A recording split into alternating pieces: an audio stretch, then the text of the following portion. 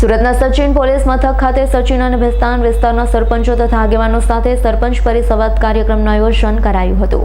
ગુજરાત રાજ્યના પોલીસ મહાનિર્દેશક અને મુખ્ય પોલીસ અધિકારીની સૂચનાથી સુરતના સચિન પોલીસ મથક ખાતે સચિન અને ભેસ્તાન પોલીસ મથક વિસ્તારમાં આવેલા તમામ ગામના સરપંચ તથા ગામના આગેવાનો મળી 40 જેટલા લોકોની હાજરીમાં એક મીટિંગનું આયોજન કરાયું.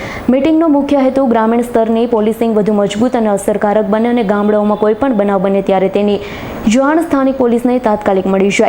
પરિસંવાદમાં સરપંચ ગામના આગેવાન પોતાના ગામમાં પોલીસ અધિકારી ક્ષેત્રને લગતા કોઈ પણ બનાવ બને તો તાત્કાલિક પોલીસને જાણ કરવા જણાવ્યું હતું.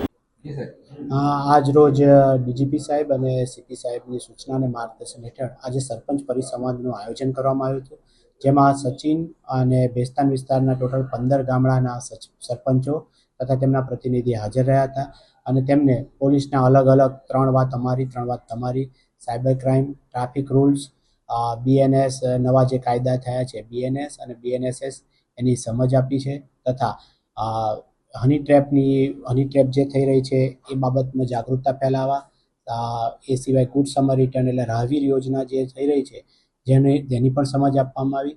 એમના તરફથી જે કંઈ પ્રશ્નો હતા તેની પણ ચર્ચા કરવામાં આવી. આમ સુંદર એક સારા અરસપરસ એક સંકલન જળવાઈ રહે એવી સરસ ભાવનાથી આજે એક પરિસંવાદનું આયોજન કરવામાં આવેલું હતું.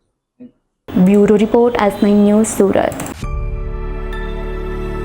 અમારી તમામ માહિતીથી અપડેટ રહેવા માટે જોડાયેલા રહો S9 ન્યૂઝ સાથે.